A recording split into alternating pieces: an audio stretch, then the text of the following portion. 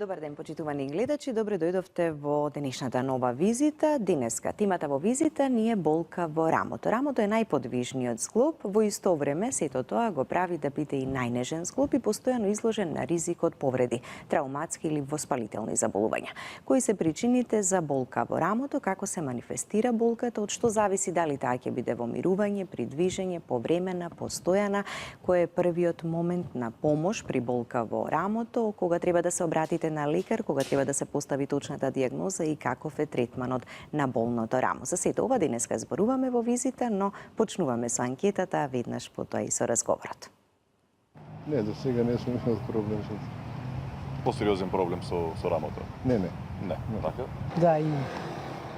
Ама вака имав проблем на клиника, докторката не знам како се викаше, не ми текнува, она ми земаше крв од мене, после се обработи крвта и директно во рамото ми стави инекција истиот ден.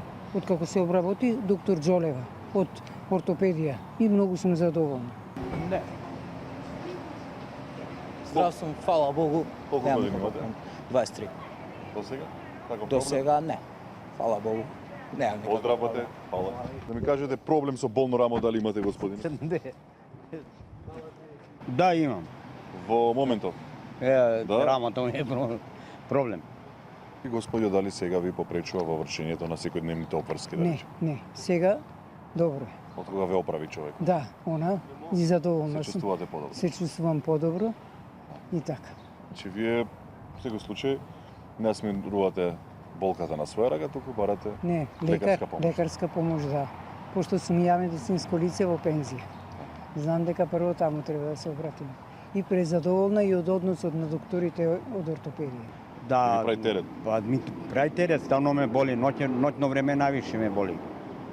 Па и идем на прегледи вам, давам терапии, правим, пием лекови, не помага ништо. Ноќе ме боли опасно. И преку ден, на таа рака ми е малку левата. Едва ми е Така. како парализирана ми е. Колку години го имате овој проблем? Па, Како ве мачи? околу 5-6 месеци. Сега многу. Но, така да од нова година нам. И да ми кажете пред колку години ја откривте болката? Па прво почна ми се кочи раката, одредена функција не може да извршувам, а после тоа отидов одма на лекар, после една недела и се санираше. И па неколку дена требаше да се санира и сега функционира супер. Пробувате сами да ја смирите болката или стрикно лекарска помош? Па правим 300 работи, ама не ми помага ништо. Применувам пуно работи, те чаевите, масирањето, масти, нешто, те кремите. Ова не е вре, тоа ми тропа тоа и треба да го вика да ти го оперишеме рамото. така.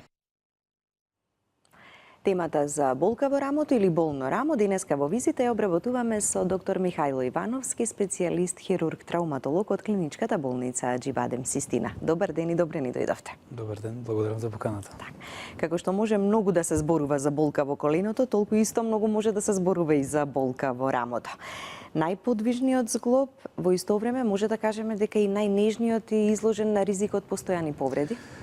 Па, генерално да, колку што може да се зборува за коленото, може да се зборува и за рамото, колку што може да се повреди коленото, може да се повреди и за рамото, може да се повреди рамото.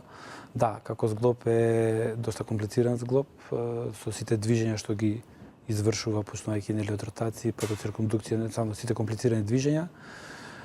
Единствено нели околу болката што не одиме на рамото, па може да се движиме, а рамото знае да боли. Да. Значи тоа е чисто како еден краток повед, значи рамото е доста плиток зглоб, кој што покрај од коски, како и сите други зглобови, сочетано се многу други пропутни структури, раскавица, капсули, тетиви, мускули, со тоа што кај рамото како зглоб сите овие структури се тие што го придвижуваат, што го движат и што го држат стабилно. Токму и тоа е една од причините што рамото во еден временски период во текот на животот хронично се оптеретува и хронично може да почне да боли. Не мора да има повреди или трауми или што и да било, туку со текот на времето, годините си го прават својот. Значи не секогаш мора да има конкретна повреда, траума, удар или пад, едноставно секојдневното користење на рамениот зглоб генерално како сите други зглоби, меѓутоа и рамото си дава своји проблеми и симптоми. Така, затоа се вели дека некаде од 40-та година почнуваат некако помалку или повеќе да се појавуваат тие проблеми? Горе доле може да се каже така, кај оние луѓе кои што немаат нека анамнестички податок за проблеми, повреди. Да, генерално со самото користење на рамениот зглоб со текот на времето после 40-та веќе почнува да се манифестира. Не мора да значи точно, меѓутоа кај сите обични луѓе кои што рамото го користеле за пишување, куцање на компјутер, нели, работење, носење обични ствари, би можело да се каже дека после 40-та почнуваат првите симптоми. Така и помалку и повеќе оптеретување на рамото, значи може да даде некаков проблем. Причините познати ли се или некогаш може и едноставно да не се знае причината зошто се појавила болката во рамото?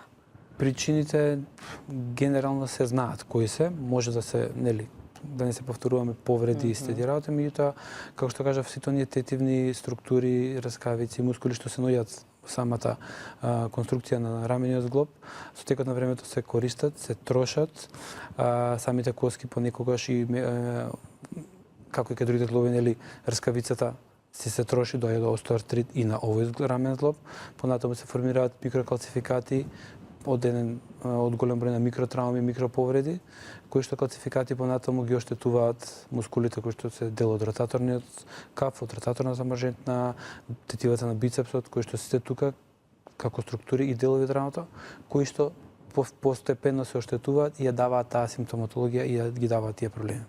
Така, болката која што се јавува, може ли да значи болка во рамото дека ќе предизвика болка во вратот или обратно болка во вратот да значи проблеми со рамото? Значи, Има ли некаква поврзаност? Поврзаност има и не секогаш болката во рамо е болка во рамо. Дел од симптомите кои што се манифестираат како резултат со проблеми со цервикалниот хрбет, независно дали се работи за дископатија или спазам на мускулите, значи понекогаш се поврзува и со болката во рамото, меѓутоа со соодветен клинички преглед, како и со соодветна додиагностика, се прави разлика дали се работи за проблеми кои што потекнуваат од вратот, па се манифестираат на рамото, а понатаму може да се манифестираат и на двете раце, односно на дланките и шаките и прстите, или сепак се работи за проблем кој што е во самото рамо, кој што си бара понатамошен соодветен третман за да се реши. Така, бидејќи рацете постојано ги движиме, рамото зглобот нели ни го овозможува тоа, ги оптеретуваме помалку или повеќе, го нарушува секојдневието ако постојано човек го измачува таквата болка каква и да е. Да, во дел од анкетите нели кажа дека и примирување и навечер даваат болки, така не секогаш при користење, значи понекогаш дава болки и во спиење навечер. Тоа исто така може да биде и од вратот и од рамото, меѓутоа треба да се направи разлика. А самата болка понатаму дава и ограничување, значи неможност да раката се абдуцира, да се детротира, да не може пациентите велат не можам да подигнам ништо, па понекогаш нели и чаша, не можам и вилјушка, така да тоа се веќе проблеми и симптоми кои што ги тераат пациентите да дојдат на лекар. Кажав, значи тоа се маки, значи да, не одиме на раката, односно можеби порано ќе дојдат на лекар, меѓутоа и тоа се проблеми. Ама не можеме да го извршуваме, да ги извршуваме секојдневните обврски. Штедењето на делот кој што не боли, конкретно еве рамото, се оправдува ли или не, бидејќи човек прво ќе посегне по аналгетици да ја смири болката, таа болка ќе се смири и тоа место кое што е болно некако помалку го користи, мислејќи дека го заштитува на тој начин.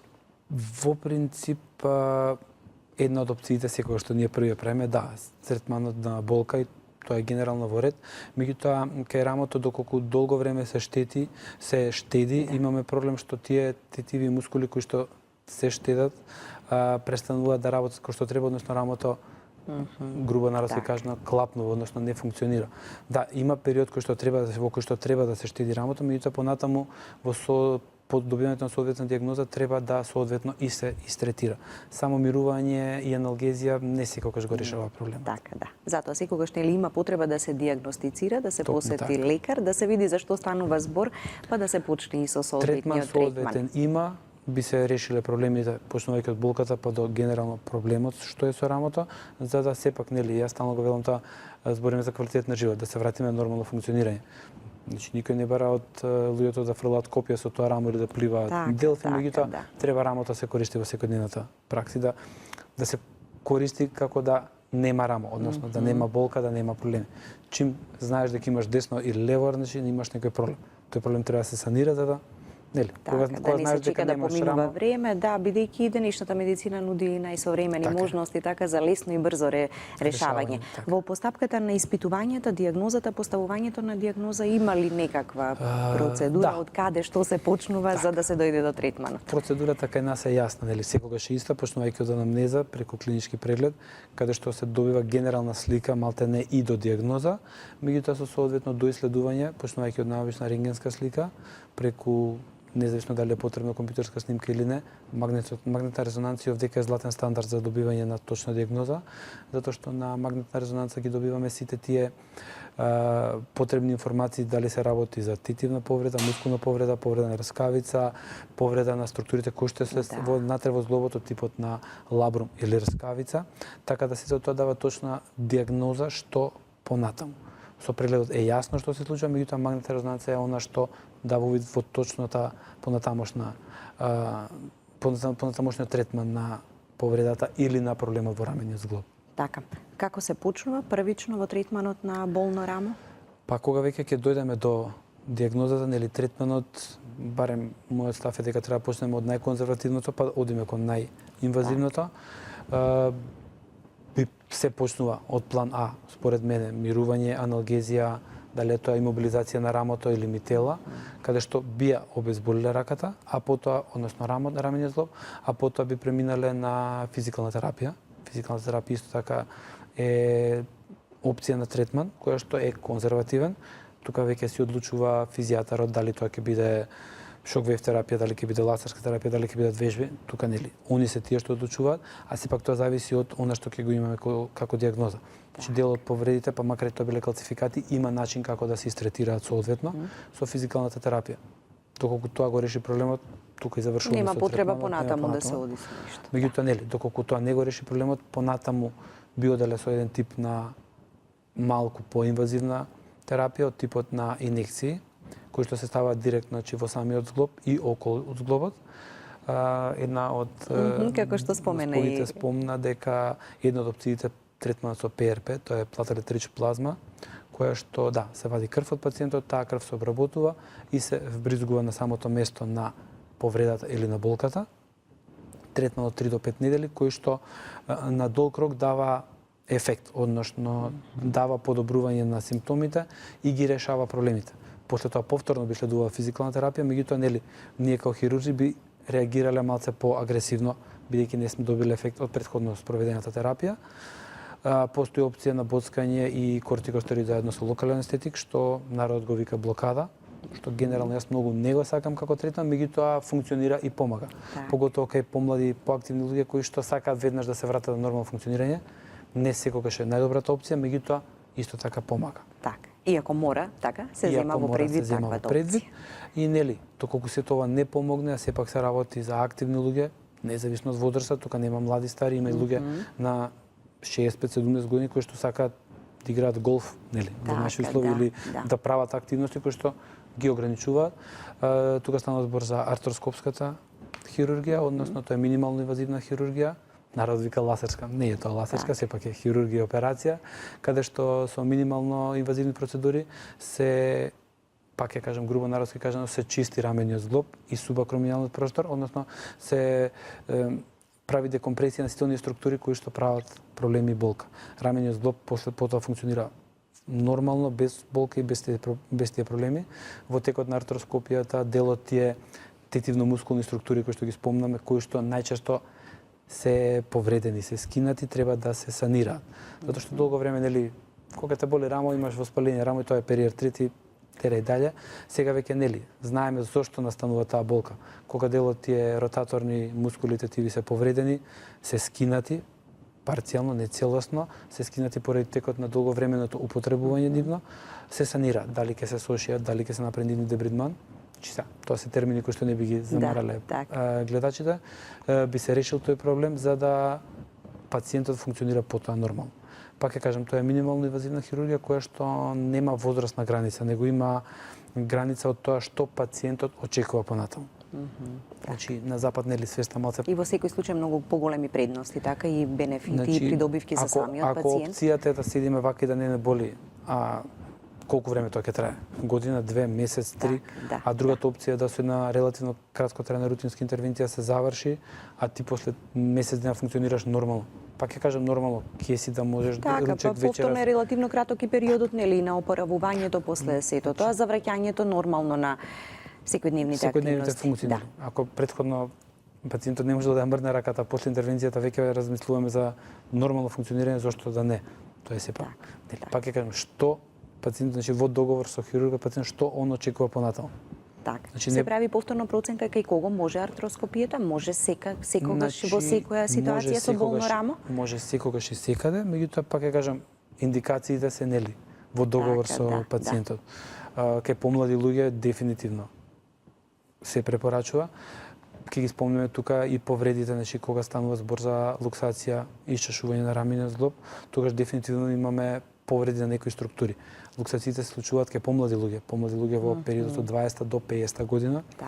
кога една луксација не значи ништо, меѓутоа веќе после втората разговараме за повреди на меките структури од типот на лабруми, тетиви, рескавици кои што прават проблем. Не е решението мисле да си го вратив рамото, мисле да си го вратив рамото. Така, тоа е таа ситуација кога некој знае да каже, Да. мисле за рамото, па го вратив повторно назад. Кога еднаш тоа ќе се случи, постои првиот шанса и после првиот можност пат понатаму да постои, се случува? После првиот пат постои шанса и да не се случи, доколку не се случи. така, Доколку да. се случи втора, многу често се случува и трета, со проценти да не се замараме, и веќе станува збор за хабитуално, односно за постојана луксација и изместување на рамениот зглоб, која што мора да се реши хируршки.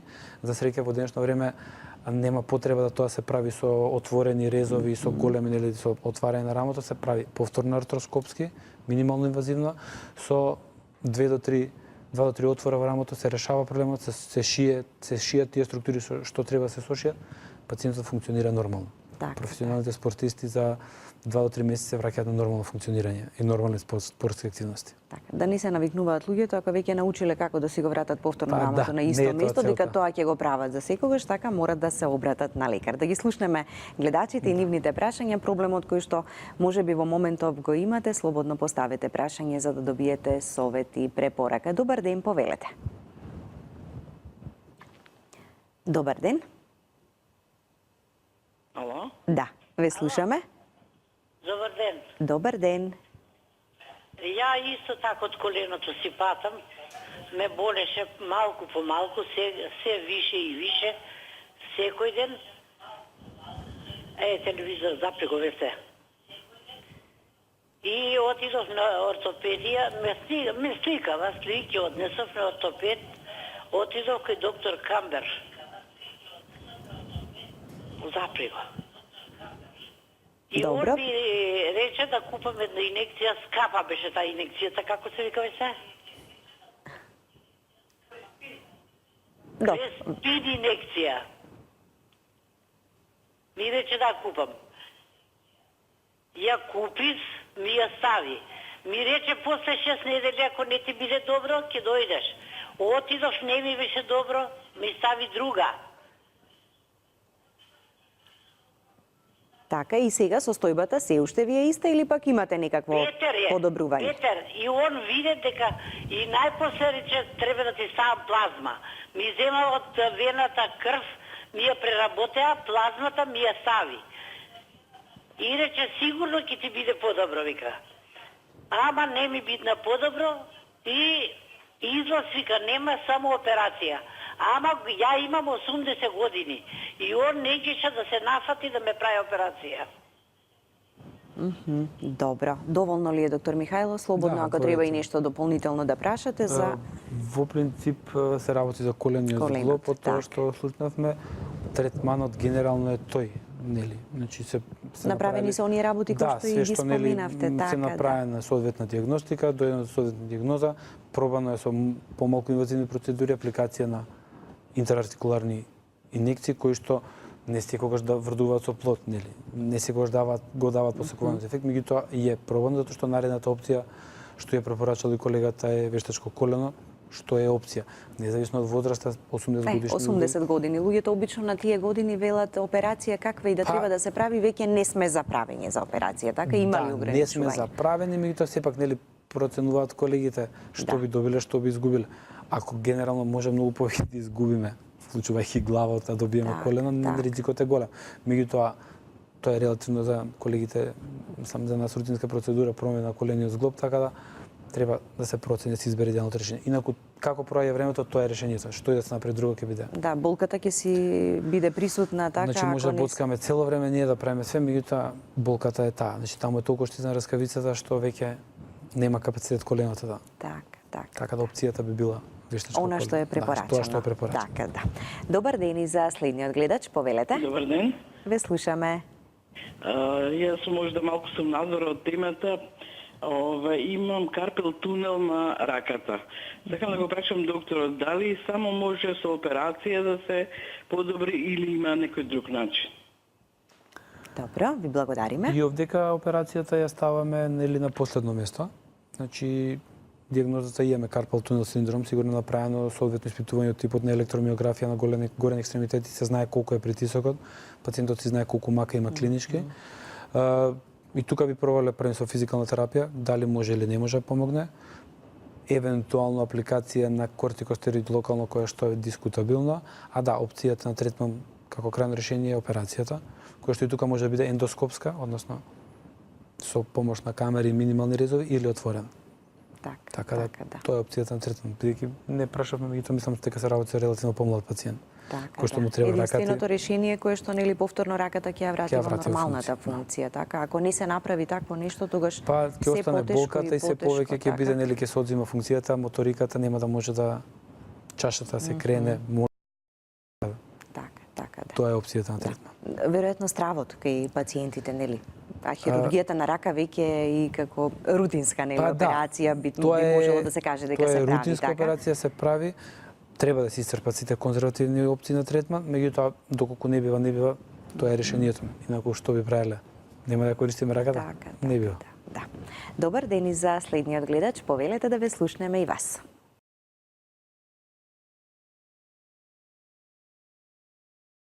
Визита, повелете со прашањето. Едно прашање до докторот, ако може. Може, секако. Имам болки во двете рамиња.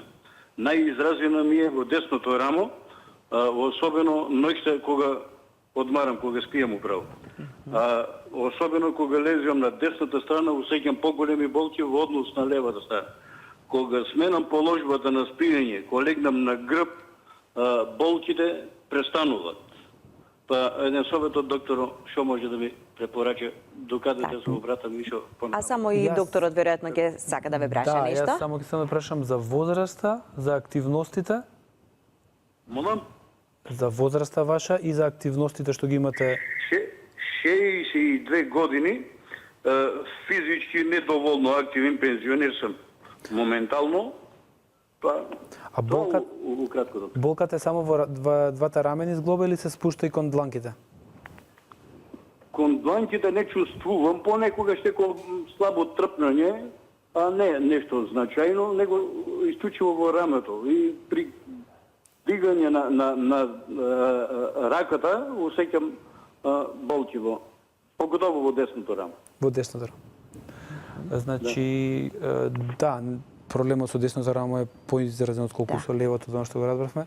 Она по време од трпнење на прстите не е дека треба да се занемари, треба да се доиспита и тоа.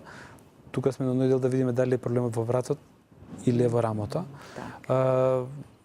Возраста, нели, 61 година, апсолутно, независно што е господинот пензионер, не е тоа престарена возраст кај што треба да се занемари. Треба соодветно да се додиагностицира дали е проблемот во вратот или во рамото. И тука би го повториле третман што го кажа. Ви почнале со физикална терапија најпрвен и за вратот, и за двете рамени зглоба, па да видиме каков ефект има тоа, понатаму би требало да се одбере соодветниот третман. Како да треба да се направи една магнетна резонанца на вратниот требет, после соодветниот преглед, па да се види дали е проблемот од таму или е дефинитивно од рамото. Така, почнува ли секогаш проблемот само на едното рамо или може во исто време и на двете или пак се префрла од едно на друго? Во пракса најчесто се работи за едното рамо, токму заради тоа не сме сигурни дали од вратот или од рамото совдека. Најчесто е она доминантно рамо кое што го користиме појан. Ние дечната се десното, лева се левото рамо, кое што најчесто прво страда, иако не е исклучено и двата рамени зглоба во исто време да бидат зафатени. Така, да. Меѓутоа пак треба да се види кое рамо е доминантно, дали има нема повреди и да И се мора да се почне од некаде, Така. зашто макар и во мирување или човек кога веќе сака да легне, да спие, да се одмори, да ја чувствува таа податокот дека неподнослива болка, кога така? лежи на десно рамо што боли десното рамо повеќе, оди во прилог на тоа дека можеби десното рамо е проблематично, меѓутоа и левото боли по време, така да треба да направиме точно диференцијална диагностика. Диагнозата да се постави онака како што треба. Точно, имаме време и можеме да вклучиме уште еден гледач, да го слушнеме и вашето прашање, доколку имаме некого на линија. Добар ден. Добре. Да, ве слушаме, повелете. Едно прашање до Ете докторот. така, ајде, слободно постави. Се работи за дечко од 29 години. Уште од најрани години одеме по контроли по лекари, вика за еден вид подигнато рамено десно. Треба да се контролира, треба да доаѓате на контроли, никој конкретно нешто не ни предложи. Последно што се консултиравме во Козлеса на лекарка ортопед, рече дека тоа е комплицирано, не може да се работи ништо хируршки. Може ли докторот нешто да препорача? Дали може некоја корекција да се направи? Затоа што во последно време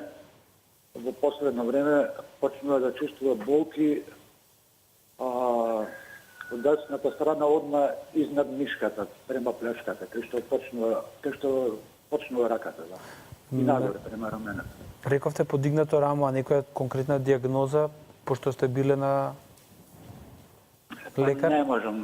Не можам да се сетам за диагноза. Некоја од прилика тоа најмалку 10-15 пати сме оделе со истото образложение дека подигнато е, че треба да се контролира. Тоа почесто одевме кога беше помал, се уште е рано, понатаму треба корективно нешто да работи таму гимнастика некоја. Ама некоја стандардно лекување не ни предложи. А последна консултација ни беше со ортопедот, со Козле таму. И она рече дека тоа е комплицирано, вика и не може ништо.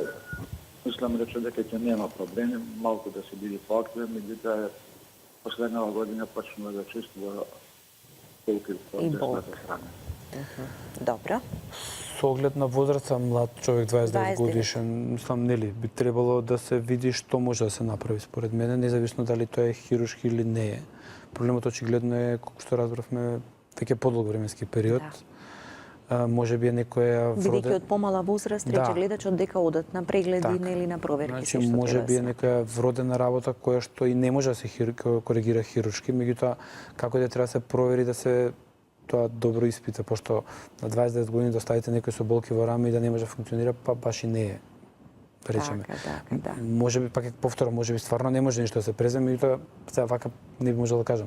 Така. Би требало да се Малку се информациите, би кога требало убаво би да се се проба погледнало. све, па макар и некоја хирургија или па нешто за да на 29 години му се помогне, пошто почнува да има болки, ако добро разбрав. Така, веќе се појавени болките во последниот Че ако период и на веројатно 29 тоа е боли, она попроблематичното Да, веќе што ќе правиме на 39 и 49, нели? Неверојатно нема да биде да фрла копија со тоа рамо.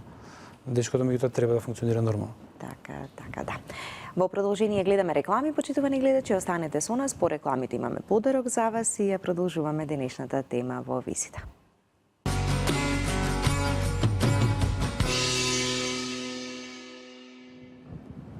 Веднаш по рекламите доделуваме подарок за еден наш гледач, ќе го слушнеме неговото име и презиме, но пред тоа само да споменам дека денеска доделуваме Зеодерм крема, која што е вистинско решение за многобројните проблеми кои ги имате со кожата, а најчестите се псоријазата, екземата, уртикаријата, сувата кожа, црвенилото и чешањето.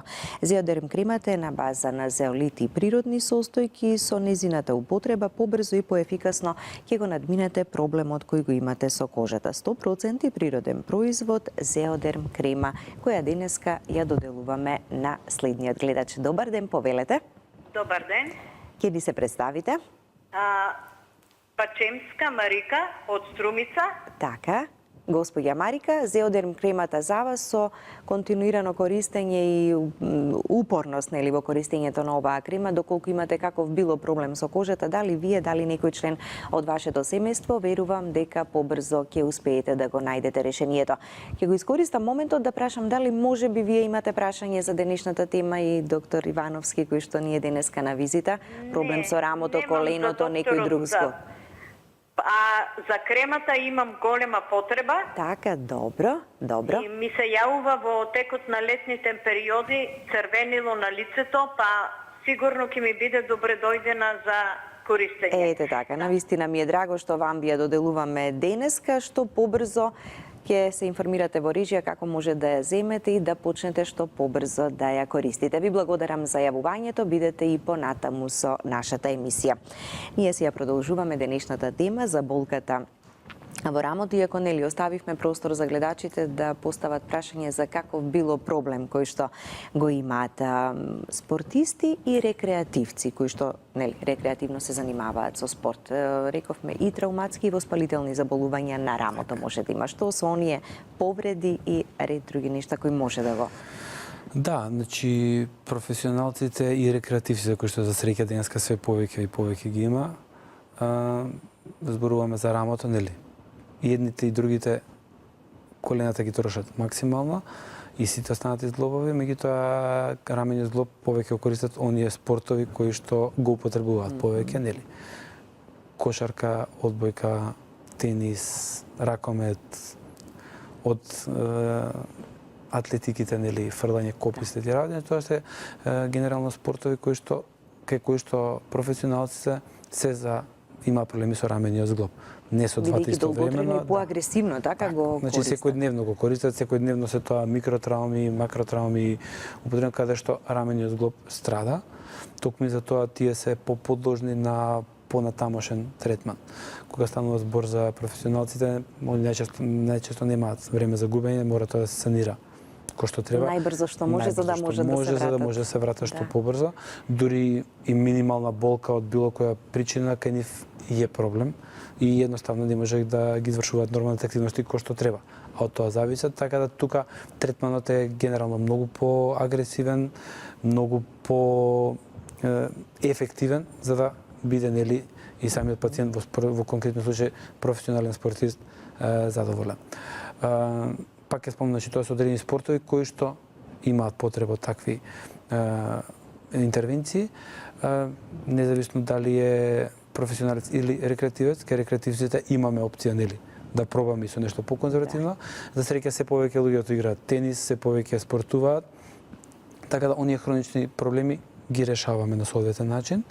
Кај нив ризикот од повреди при паѓање се позголемени и кај нив сепак третманот исто така бара поагресивен. Кога сме кај повредите, разговаравме за мекоткивните повреди од типот на луксација, изместување на рама, повреди на ротаторните мускули. Ќе ги спомнеме и повредите на коските на рамениот зглоб. Кога имаме фрактури, за жал, ги имаме при повреда при пат, не само кај спортистите и кај рекреативците, кај сите нас може да се случат. Сепак јас сум травматолог, нели? Ние тие работи ги решаваме најчесто хируршки, доколку типот на фрактурата од нас побарува таков третман, зашто е најдобрата опција за пациентот. Фрактурите веќе не секогаш имаме опција од конзервативен третман, него понекогаш се изнудува и оперативен. Само мора тоа така да се направи и она потребна рехабилитација, нели, која што мора да се применува. Тоа се следи, значи независно од оперативниот третман каков ќе биде, кај кој ќе биде, постоперативната рана, како и доцна рехабилитација се неопходни во соодветна институција, на соодветно место, кај соодветен специјалист, кој што ќе го, како да кажам, значи, ефектот од операцијата едноставно ќе го издигне на максимално ниво, затоа што добра операција без соодветна рехабилитација. Така, и малку поголема внимателност после, бидејќи кога еднаш нешто ќе доживее повреда, најчесто на истото место и секоја следна повреда се случува. Тоа кај нас обичните, така, меѓутоа кај професионалците тука нема, значи треба да соодветно направено за да може повторно на исто ниво да го користи зглобот, конкретно збориме за рамото, на исто ниво како и претходно, нели? Нема да биде исто никогаш, меѓутоа треба да го вратиме во нормално функционирање, бидејќи од тоа живе, од тоа зависи, така.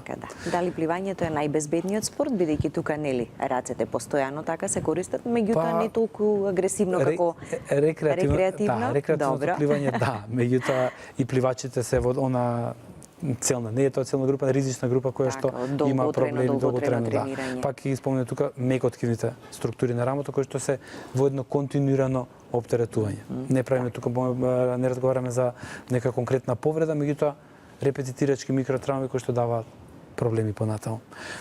За жал спортистите и него приметуваат тоа често, оние микротравми, меѓутоа со пензионирањето, во Ќе дојде време спортот, кога доаѓа ќе се време излезе се на Да, се гледа. површина, Значи, кај да. нив сепак злобовите не е ист, кај професионален спортист не е ист злобот на 35 години како и секој обичен човек. Така да, они си имаат, меѓутоа тој има ризик на професија, како што секоја професија си има ризик, така и нивната. Точно, да. Кога веќе ги споменуваме спортовите, спортистите, не можеме да не ги споменеме ракометарите на Вардар. Токму тој ден, кога тие ни пристигнаа во Скопје и го донесоа европското ракометно злато овде, требаше да си направиме една визита, дали за рамо, дали за колено, без разлика, така ни беше договорено, меѓутоа ден претходно вечерта го откажавме гостувањето, бидејќи следниот ден, вторникот, се беше во знакот на ракометарите. Вашата поврзаност со нив и вашите почетоци со нив. Да, момците направија стварно една прекрасна работа, мислам, секоја честитки за нив, значи они се тоа што се, ги заслужуваат сите почести. Мојата поврзаност со нив и нашата институција, значи Аџибадем Систина, е што ние како медицински партнер стоиме зад не само ракометниот клуб Вардар, мажи, жени, како за целата групација Вардар. Тука сме за нив кога има било какви проблеми од типот на повреди, конкретно јас, а другите колеги било какви состојби, болести или било што треба. Така да таа поврзаност веќе неколку години трае и нели на обострано задоволство кога имаат проблеми имаат, меѓутоа кога немаат нели. Тука сме да им помогнеме.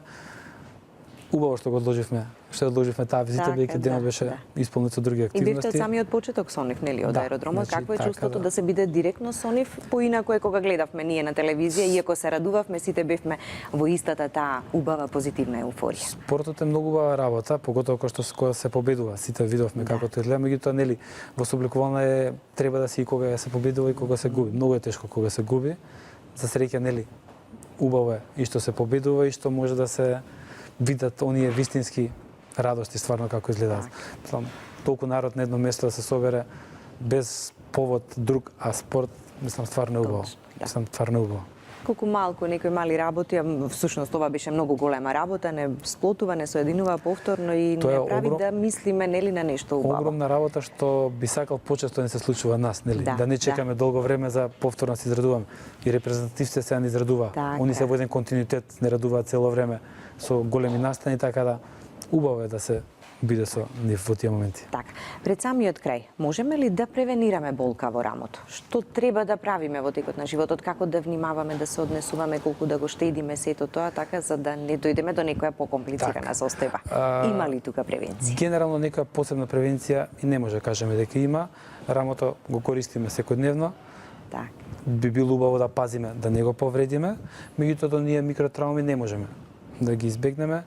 Спортот и рекреацијата топло ја препорачувам за све, да не биде тоа агресивно, без разлика од ризиците, сепак подобро да се спортува и да се ризикува, отколку да не се спортува и да не се ризикува.